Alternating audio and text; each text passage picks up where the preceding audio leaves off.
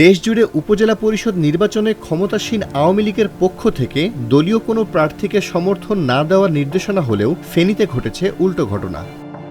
দলের নির্দেশনার বাইরে গিয়ে দলীয় প্রার্থী দিয়েছে জেলা আওয়ামী লীগ। এরপরই জেলার রাজনীতিতে ফেনী ২ আসনের সংসদ সদস্য নিজাম হাজারীর একক নিয়ন্ত্রণের বিষয়টি নতুন করে আলোচনায় উঠে এসেছে।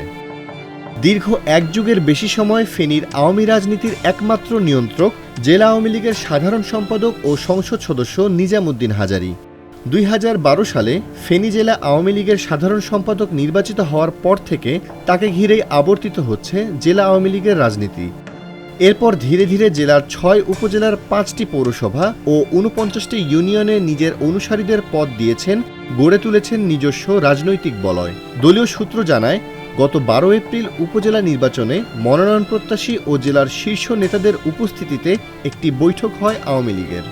সেই বৈঠকে ৬ উপজেলার মধ্যে ৪টিতেই দলীয় প্রার্থীদের সমর্থন দেওয়া হয়। জেলা আওয়ামী লীগের এক নেতা জানান, দলীয় সমর্থন দেয়া হলেও কাউকে লিখিত কোনো পত্র দেওয়া হয়নি। যদিও এমন দলীয় সমর্থন দেওয়ার কথা অস্বীকার করা হয়েছে।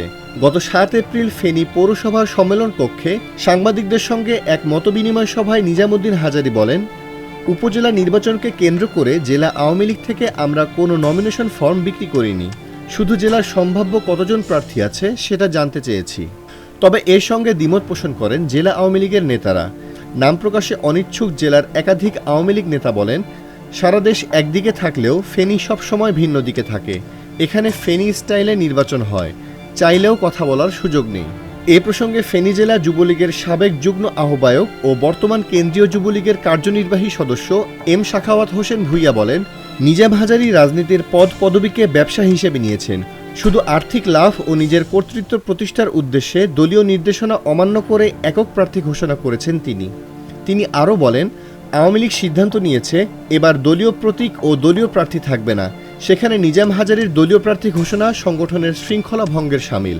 প্রসঙ্গত, নির্বাচন কমিশন ঘোষিত তফসিল অনুযায়ী পরশুরাম ও ফুলগাজী উপজেলা পরিষদের নির্বাচন হবে আগামী ৮ মে। বাকি ৪টি উপজেলার ভোটের তারিখ এখনও ঘোষণা করা হয়নি।